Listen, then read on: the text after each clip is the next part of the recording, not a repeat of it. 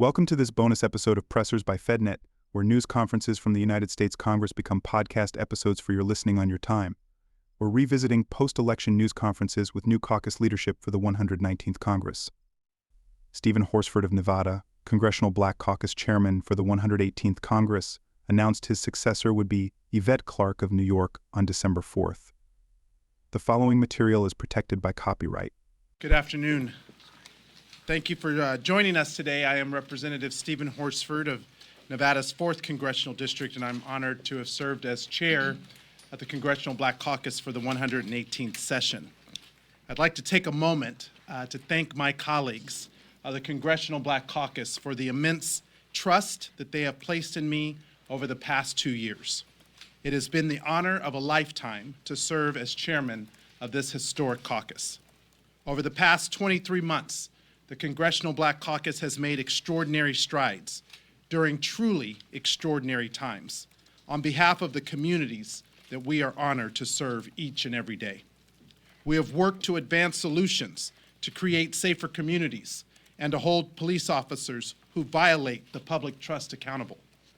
In light of the conservative Supreme Court's decision to undo decades of precedent in race-conscious college admissions, we convened the first of its kind national summit on democracy and race and launched our Democracy for the People Summer of Action across the country. As right-wing forces threatened the tools of economic opportunity, we worked to push back against the attacks on diversity, equity, and inclusion, while working in an unprecedented way to engage corporate America and to hold Fortune 500 companies accountable to the commitments that they made to racial equity and justice. We have fought to protect our democracy and access to the ballot from far-right extremism.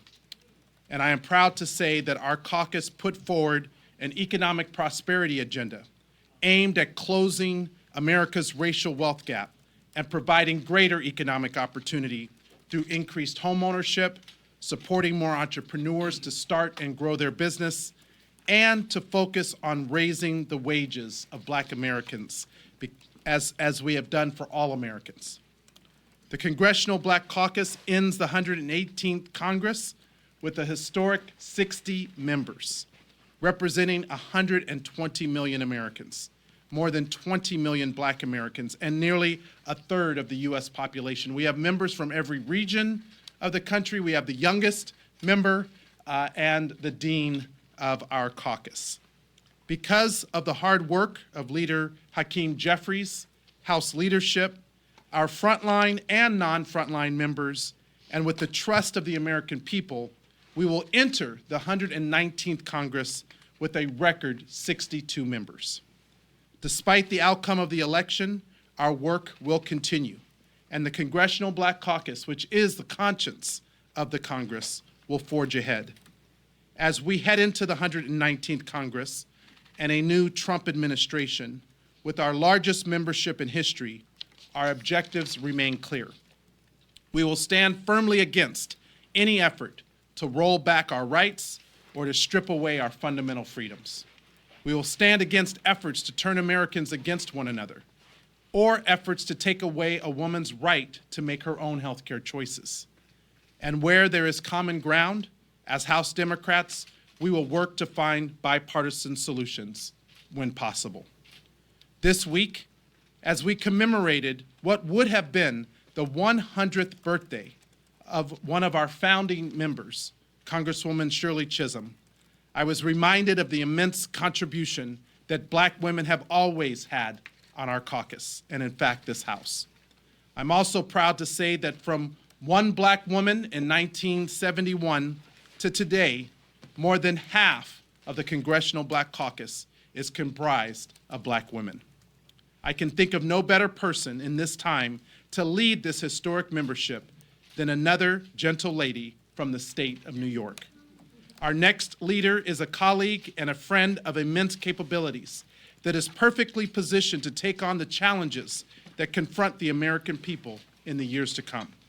I could not be prouder to pass the baton to my friend, Congresswoman Yvette Clarke. It is with my full confidence that Chair-elect Yvette Clarke and the entire Executive Board will lead us through this next chapter and towards better days for all of the constituents that we represent. Congratulations to Chair-elect Yvette Clarke and to the new Executive Board of the Congressional Black Caucus. Thank you very much, Mr. Chairman. Greetings and good afternoon, everyone. It's great to see you all on this very historic and momentous occasion. I'm Congresswoman Yvette D. Clarke, and I proudly represent New York's 9th District in the United States Congress. I'm also honored to share this moment with you and announce that my colleagues have just recently elected me by acclamation to take the reins of the prestigious caucus as its chair in the 119th session of Congress. I'm grateful to my colleagues, and I know we have a long road ahead, but I'm ready to lead the caucus toward a pathway forward. First, I'd like to thank Congressman Horsford, Chairman of the Congressional Black Caucus, for your exemplary leadership during the 118th Congress.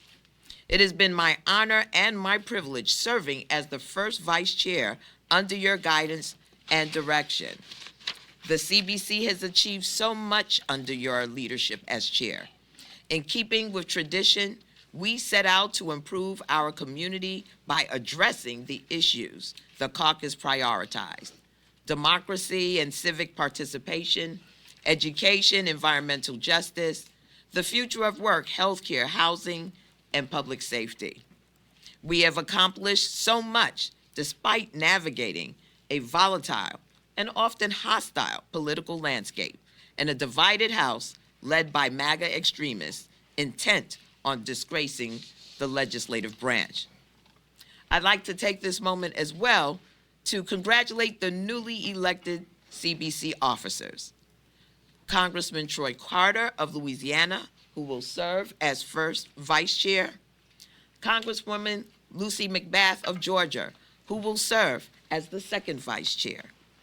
Congresswoman Marilyn Strickland of Washington State, who will serve as secretary. And Congresswoman Sydney Kamlaga-Dove, who will serve as our whip of California. I look forward to being sworn alongside you in January and working with each of you as we continue to shape our leadership roles in the 119th Congress. So let's go.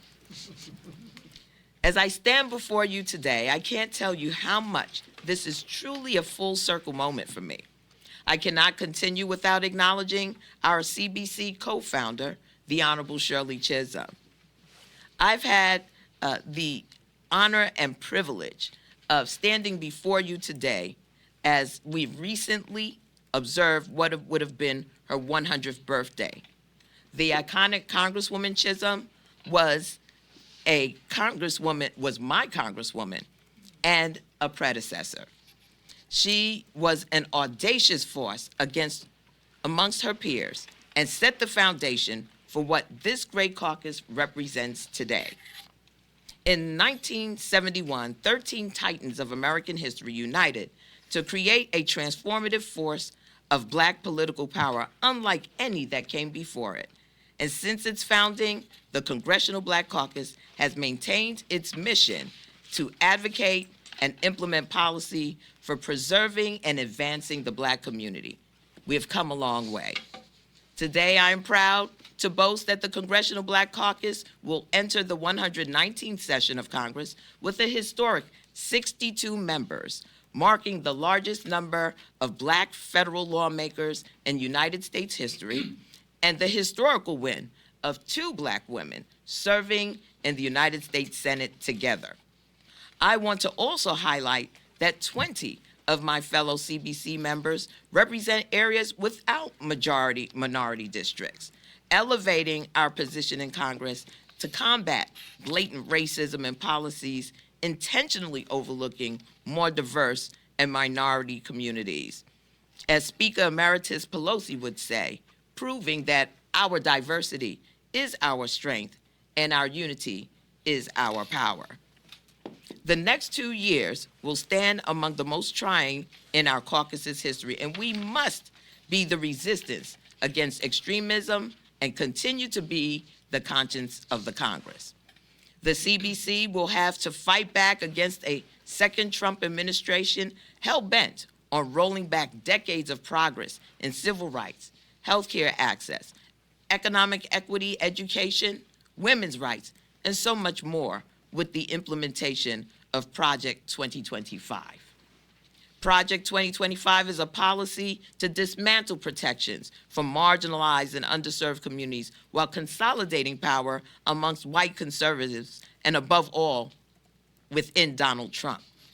It would eliminate the Department of Justice's Civil Rights Division, grant police broad immunity in unarmed citizens' cases, and reverse diversity and inclusion initiatives across federal agencies. We will face the horrors of a sociopathic mass deportation scheme and the dangers of unhindered and unapologetic discrimination, bigotry, and hatred. This body must be equipped and prepared to face this challenge head-on, proactively, and with the tools and resources to combat extremist ideologies.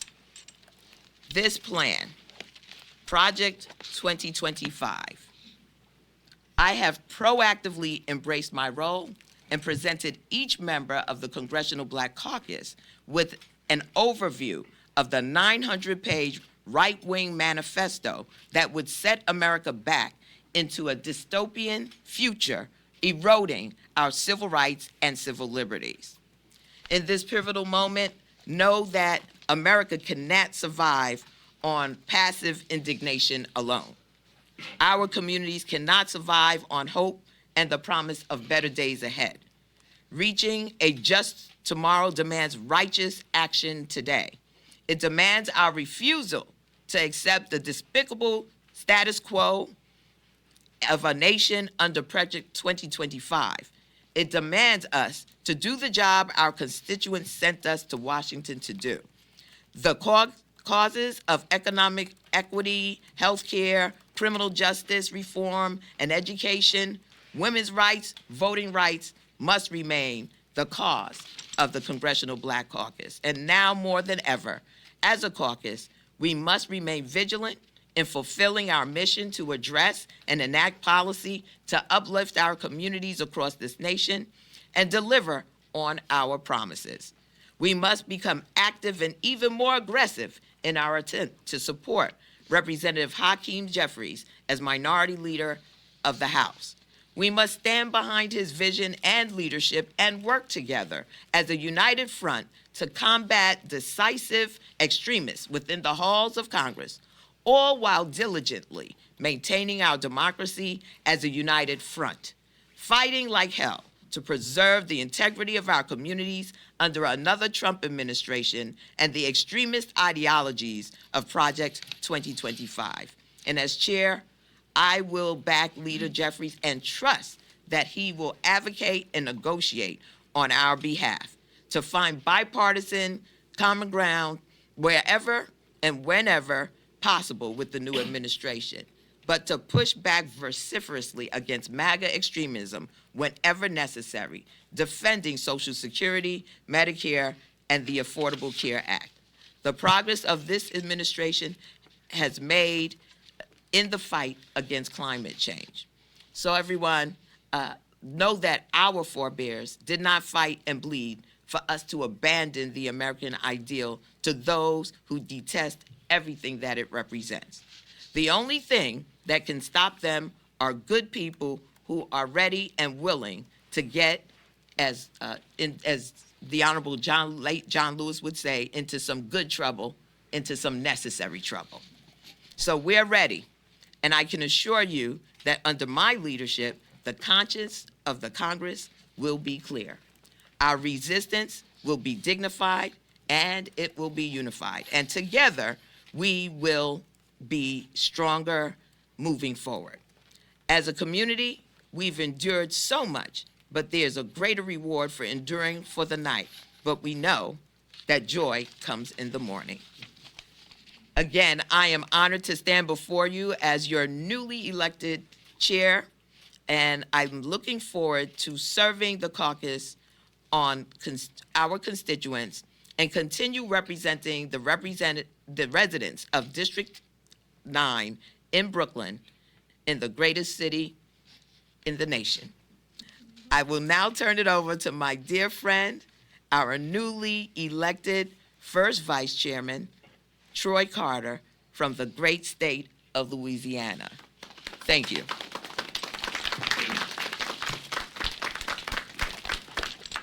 Thank you, Madam Chair. I am Troy Carter, proudly representing Louisiana's 2nd Congressional District. I am honored to stand before you with these incredible, talented, passionate leaders to enter into the 119th Congress as the first Vice Chair of the Congressional Black Caucus. Before I start, I want to take a moment to pay homage and respect to an outstanding leader who has led with passion, with love, with strength, with tenacity and determination. And I'm speaking of none other than our current and outgoing chair, Stephen Horsford. Give him a round of applause. Stephen has served with distinction, with energy and commitment like most have never seen before. So having served as his 2nd vice chair, I've taken good notes and look forward to advancing the issues and causes that are important to the American people. While we hoped in the 119th Congress that we would be doing more offensive plays, our votes came up a little short, but we're not out by any stretch. We're going to do some blocking and tackling. We're going to advance issues. We're going to protect the democracy. We're going to recognize the importance of maintaining a democracy that says freedom and justice for all. We're not out at all. We're going to be at every table. We're going to come in early. We're going to stay late. And we're going to send a message to the American people that we're going to continue to fight for our democracy. The framers of the United States Constitution, some 237 years ago, set out to create what was dubbed to be a more perfect union. We're not there. That Constitution has been amended some 27 times because it wasn't perfect. But the goal of making a more perfect union is still here. Ladies and gentlemen, we may not have the votes, but we've got our voice. And we will be ever vigilant to make sure that we uphold and stand firm on the principles of fairness and justice for all, as the Congressional Black Caucus has always done. We will be at the table. We will be fighting for your rights. We'll be fighting to make sure that we have the country we're supposed to have, and that, in fact, we have a more perfect union. Thank you very much. I'm honored to be here. Now I will bring up our 2nd vice chair, the outstanding lady from Georgia, Lucia McBath. McBath was first elected to represent her suburban Atlanta district in 2018. Her son Jordan's murder in November 2012 set her on a path of activism against gun violence. Thank you so very much. And I'd like to take a point of privilege as well to say thank you so very much to our outgoing chairman of the Congressional Black Caucus of the 118th Congress, Stephen Horsford. We really want to thank you so much for your commitment and your tenacity and your strength and overall just your uplifting our communities. We are so thankful and grateful to you. And thank you for all the great foundation that you've left for us. My childhood started in Illinois in the heart of the civil rights movement. I am a civil rights baby. My father was our town's first and only black dentist, while my mother was a hospital nurse. And my father was Illinois branch president of the NAACP. And in our household, it was expected from the time that we began to walk that we would be marching as well.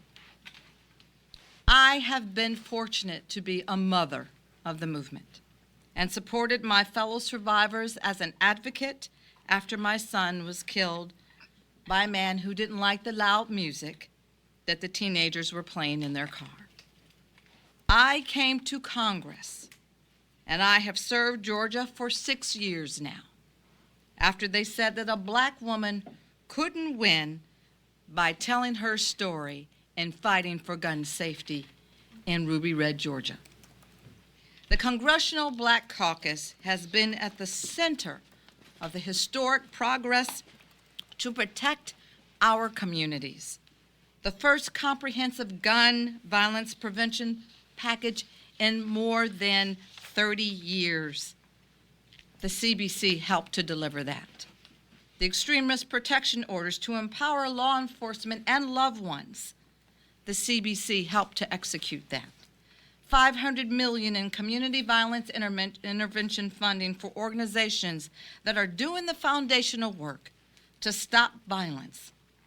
And the first ever White House Office of Gun Violence Prevention, the CBC helped to execute that.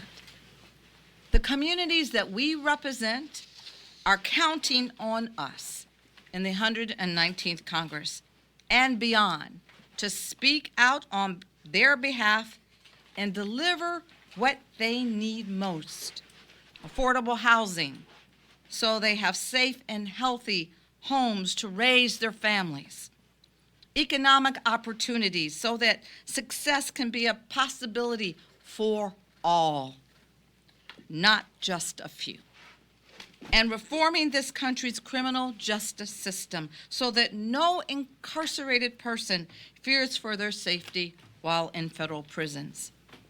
The CBC and I have been proud to lead a number of bills that do just that, and I look forward to continuing that work these next 2 years. The CBC knows how important it is to work across the aisle when it makes sense for this caucus and this country, and we know how to stand up for our communities when they are faced with dangerous threats from those who seek to divide with violence and vitriol. I am so very grateful to have been elected to serve in the next Congress as the second vice chair of the CBC. I look forward to continuing to grow our legacy and being a voice for those who need us most. But most of all, I look forward to being able to continue to uplift each and every one of the executive board members and helping them to secure the visions and the hopes that they have for the people that they represent across the United States. Next, I'm so very proud to bring up our next Secretary of the Congressional Black Caucus for the 119th Congress, Marilyn Strickland from Washington. Congresswoman Strickland served as mayor of Tacoma before her 2020 election to Congress. Thank you very much. It is my honor to stand before you today as the newly elected Secretary of the Congressional Black Caucus. As you heard earlier, we are 62 strong, and here's what that means. We are the largest affinity caucus in the U.S. House of Representatives. And although we did not win the House majority, the Republicans have a very narrow majority. And here's what that means. We have a lot more power than people think we do. In order to pass legislation, it has been required for the Republicans to reach across the aisle and get Democrats. That means we have power. It means we have leverage and we have opportunities. So we will fight against Project 2025 and everything happening to take away our rights and take away everything that we have fought for. And at the same time, I stand here before you today as part of the caucus that represents people from every corner of the United States. As I often say to folks, the African American community is not a monolith, and the diversity of this particular caucus, the states we represent, the districts we represent, are proof of that every single day. It's my honor to serve alongside these incredible leaders. I want to thank my former chairman, Stephen Horsford, for his incredible leadership, his passion, and for helping us set an agenda. The Congressional Black Caucus wants to build wealth, and we will continue fighting for housing, jobs, and justice. That is our mantra, and that is how we will show up every single day. And everything that we want to do, every bucket of policy, whether it's criminal justice reform, voting rights, home ownership, dealing with things that keep us from being successful, can fall into one of those buckets. So I think about the opportunity before us. Yes, we did not win everything we wanted to win, but do not underestimate the power of the Congressional Black Caucus. We are here to stay. We will stand up for our communities, and we will fight till the very end. Thank you very much, and it's my honor now to introduce the newly elected whip of the Congressional Black Caucus, Sidney Comlager Dove from Los Angeles. Comlager Dove, a former California state senator, was elected to the House in 2022. She co-founded the Slow Fashion Caucus in 2024.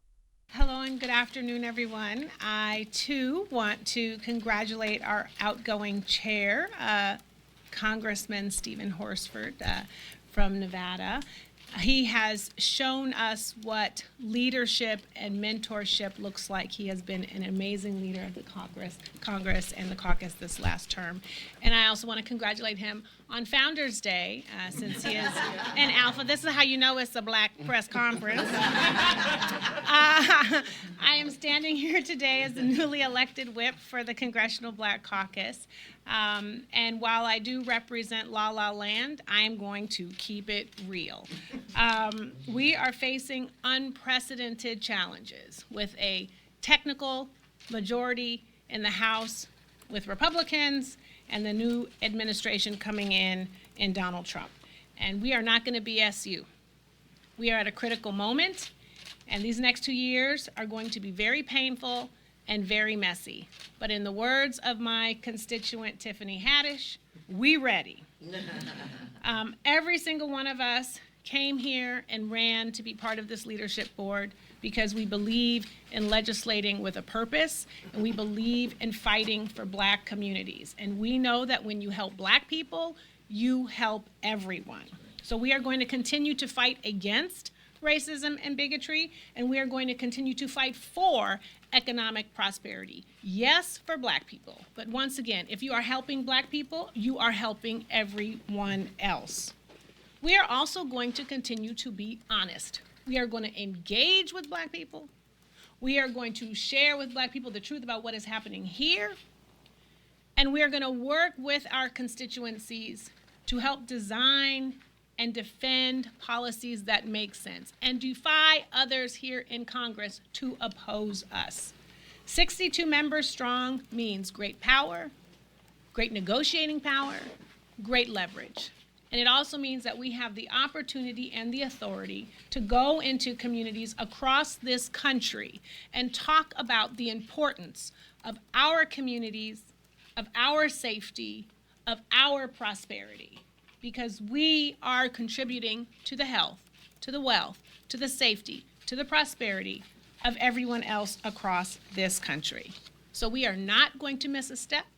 We are not going to miss out on the negotiating tables, and we are not going to miss out on standing up and speaking for Black people. Thank you, and I'm going to turn it back to our chair-elect, Yvette Clark. Next, you'll hear Clark, Strickland, Carter, and Horsford take questions. Horsford spoke on stage away from the podium. So as you can see, we've got an A team here.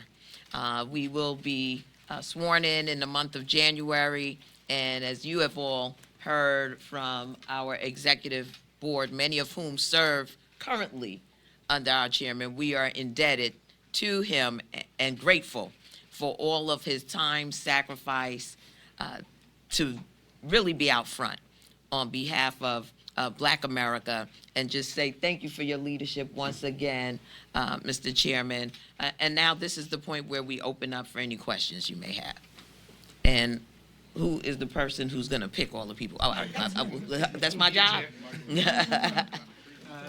Thank you, Madam Chair, Okay. and congratulations. Yes. There's a lot of discussion right now among House Democrats as it pertains to the top Democrats on the committees in the 119th Congress. I know that the Congressional Black Caucus has always prioritized seniority to make sure that there's racial balance across the different committees at the top echelon. Is that something that the CBC will continue to prioritize in the 119th Congress as the steering committee gets ready to constitute the committees? Absolutely. And let me, absolutely, please join us. So today when the caucus met, we talked about the role of leadership and the duty that you have. And part of our duty is to cultivate leaders. So as we think about these committee assignments and the long game, we have to think about where people are being placed and having a very specific plan so that members of the Congressional Black Caucus themselves are in positions of leadership and there's succession planning happening. That's both at the committee level, but also within the Democratic caucus. And if I might just add that real briefly, while we have and will continue to defend the seniority, we're also going to make sure that we have the absolute best person serving.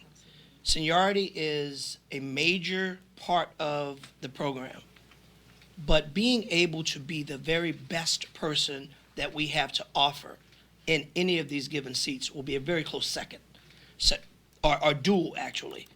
Seniority without competency or without ability is a challenge. So we will make sure that we will give deference to seniority, but we want the very best person to serve. So sometimes it may not necessarily be in that order, but what will always be in order is the very best person that we have to offer to advance to serve in these chairmanships. Madam Chair. Yes. Congratulations. Thank you. So before the election, Representative Clay Higgins went on a racist tirade on Twitter, and Representative Horsford had plans to introduce a resolution to censure Representative Clay Higgins. And what I'm curious about is in the 119th Congress, with Republicans being in control of the House, what is the CBC going to be doing in terms of keeping members accountable for using racist language, but also just the instances of racism that happen in the Capitol? Well, I think we definitely have to cross those bridges as we get to them, but we're not going to tolerate it. We're not going to tolerate it. We've never tolerated it, and that won't be the case going forward. Will censure resolutions be part of that lack of toleration? Whatever we have in our arsenal, of course, censure resolutions, and, we have to call it out. It has to become a part of the public record, and we have to appeal to our leadership as well as the leadership on the other side of the aisle. But at the end of the day, no one gets a pass on racism. And in that particular case, I'll just add, that member did ultimately remove the racist post while the damage was done. It was necessary to hold him accountable in the manner that we did as the Congressional Black Caucus in bringing attention to the racist rhetoric targeting one group of people. But I think that the larger issue is we have to ensure that that isn't the standard that's allowed, whether it's from the White House or for anyone here in this House or anywhere else in America. We have groups of people being pitted against other people. And that goes against the values as Americans, and it goes against the opportunities that we hold dear. And so that is something that the Congressional Black Caucus will continue to stand up against. Thank you. Yes, I'm going to make my way around.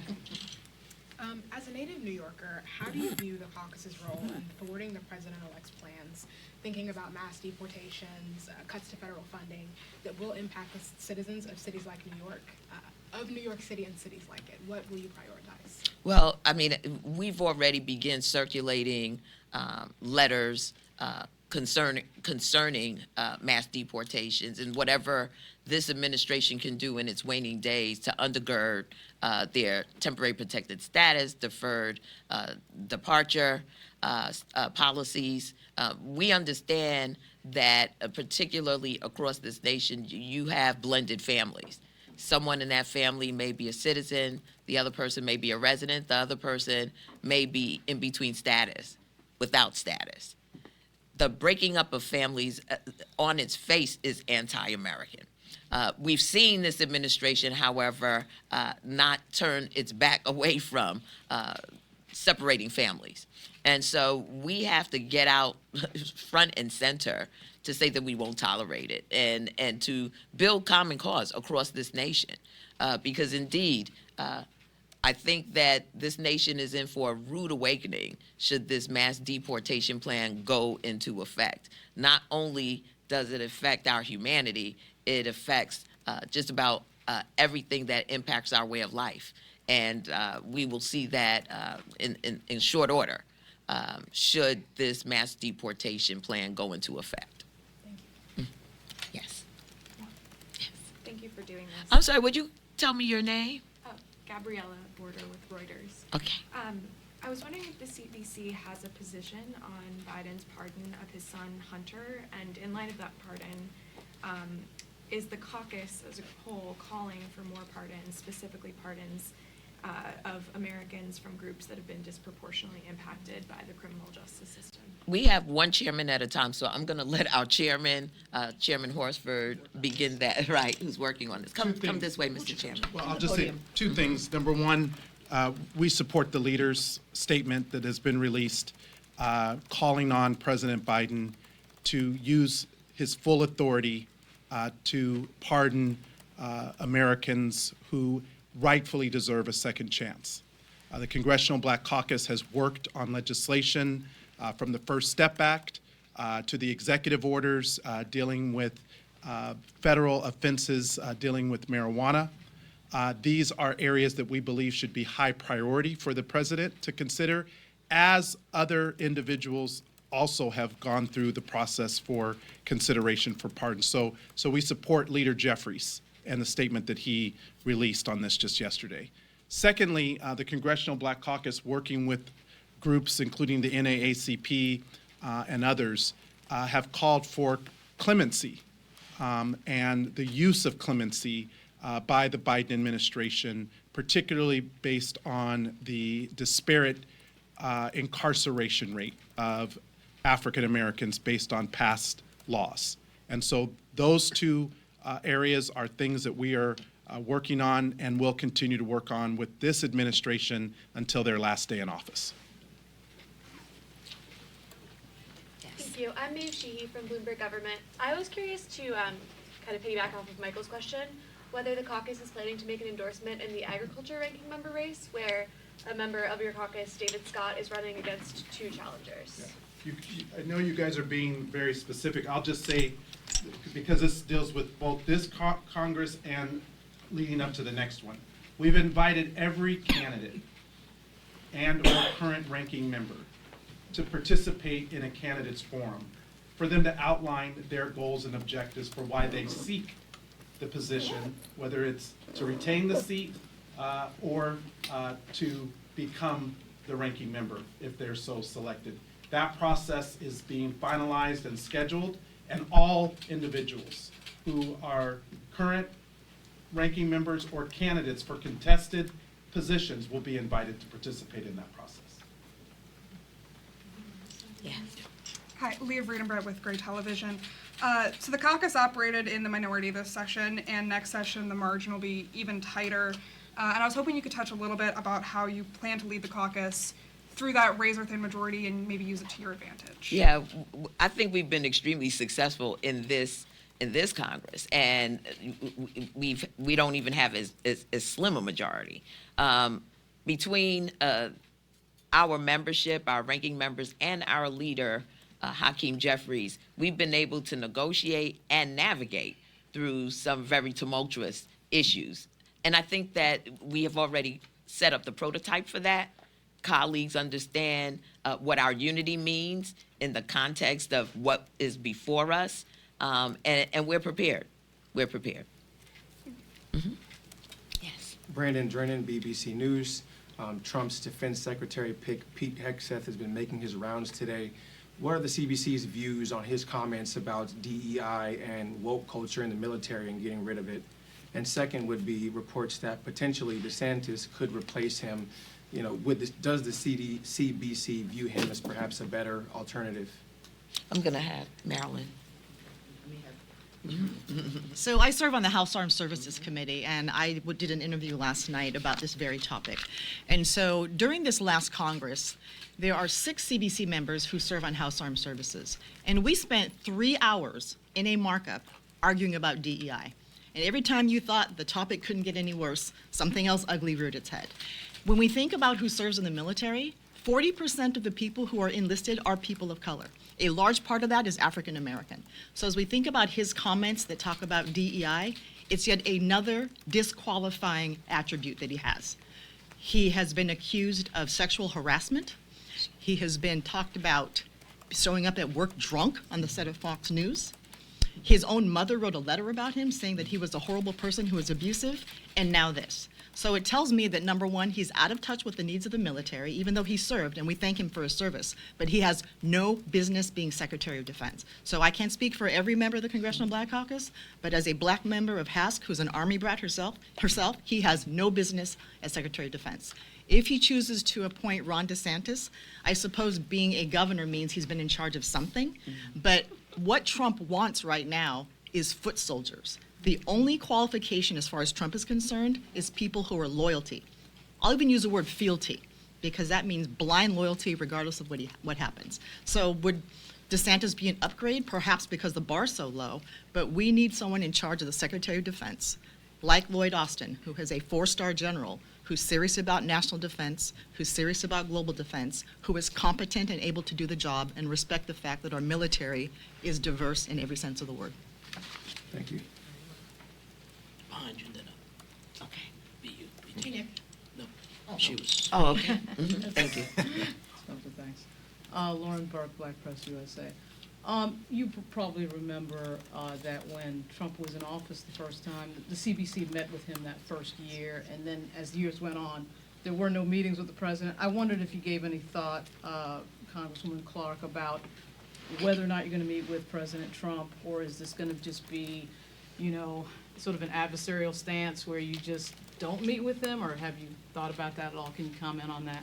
You know, of course, we have to give thought to it, but I think that once the cabinet is set up, it will send a strong signal as to whether we're dealing with someone who we can have candid conversations with, or whether it's going to be purely adversarial.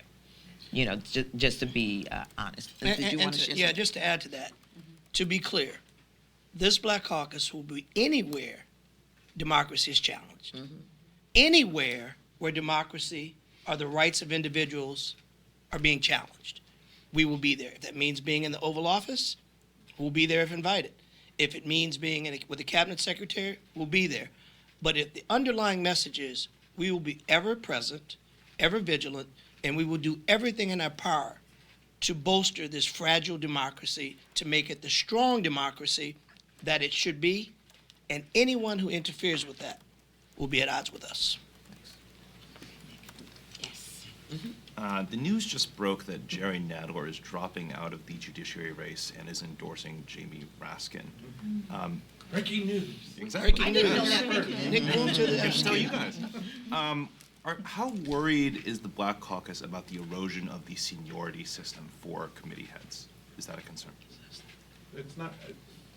I would just like to say it's two separate issues. I don't. You're announcing breaking news. Obviously, there have been other standing committees and ranking member announcements. What I want to say is this.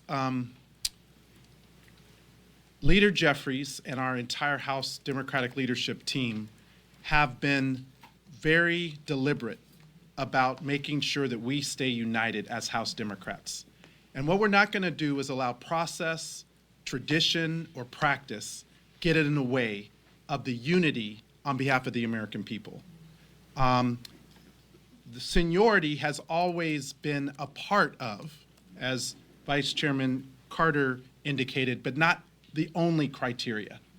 And because of the large number of members who historically were not given those opportunities, the CBC has advocated for that representation. Because of it, we have 5 members who have been full chairs or ranking members, more than 20 CBC members who are chairs or ranking members of subcommittees, and we have influence across every committee of jurisdiction. That will not change. That will not change. And whoever ultimately becomes a ranking member or chair when we're in the majority, they have to understand that there are issues that the Congressional Black Caucus expects will be a priority within that committee, that the representation on every committee should include members from throughout the Congressional Black Caucus, because we have the expertise, we have the lived experience, we have the education and the knowledge to work in every aspect of this government, from the House to the Senate now to the White House. And that is where I think we will ultimately land, seniority being one of many criteria that we use. I would like to recognize, along with our chair-elect, our outstanding staff of the Congressional Black Caucus. None of what we are able to do as members is possible without a professional staff that works every single day. in our individual offices and within the Congressional Black Caucus. And so Vince Evans as our executive director, Morgan as our policy director, Freedom as our communications director, and Asia as our operations director, and interns and fellows who help. None of the work would be possible without their efforts. And so I want to publicly thank them for everything that they do on behalf of the Congressional Black Caucus. And congratulations, Madam Chair. Mr. Chairman. The gavel is being polished. I'm getting inscribed your name, and it'll be ready for you on January the 3rd. Thank you so much, Mr. Chairman. Thank you, ma'am. Thanks for listening to this FedNet podcast, and be sure to subscribe on your favorite podcast platform. This program is copyrighted by Federal Network, Incorporated, and provided only for informational and educational purposes. Unauthorized reproduction, distribution, or use of this episode without expressed written permission from FedNet is prohibited. Follow the 119th Congress and watch President Trump's second inaugural on January 20th at fednet.net.